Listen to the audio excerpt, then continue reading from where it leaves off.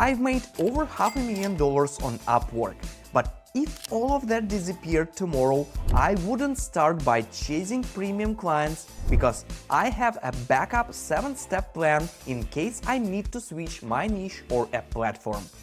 And I'll describe it here.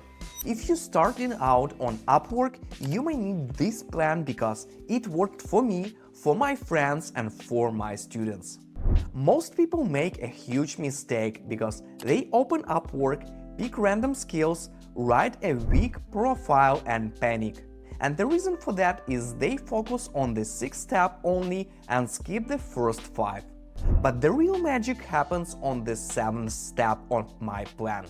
So if I had to re-enter Upwork, I'd use these 7 steps. First, I'd improve my skills until I could get a normal office job with it. Because if a company wouldn't trust you 5 days a week, why should a stranger on Upwork trust you with their money? I'd practice one skill on purpose until the work looked solid, not promising. Real confidence comes from mastery, not motivation. Second, I'd take the office job and build a financial cushion. Not because the office job is the dream, but because desperation makes people do dumb freelance things. Without savings, you don't choose clients, bills choose them, and bills always choose the worst ones.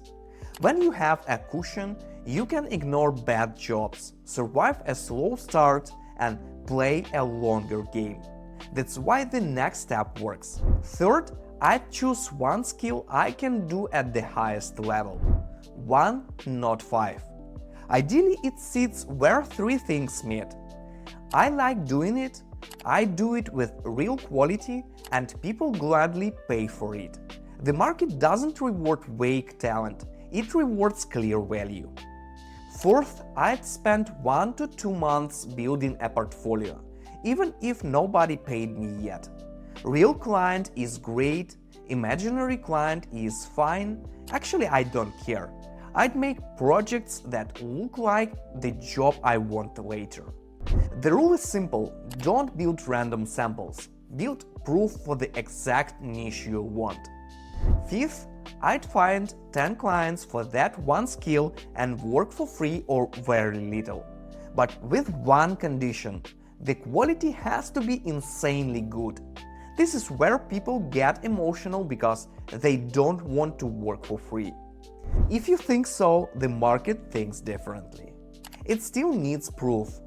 At the start, you're not working cheap forever. You're buying trust. And trust on Upwork is everything. I'd over-deliver, communicate clearly, finish fast, and make sure the client feels fully satisfied before the contract closes. The goal here is not income, the goal is strong reviews. And by this point, you've already done more than most people on the platform. If you want more practical advice, I made a free guide to help you grow your freelance income. It's linked in the description.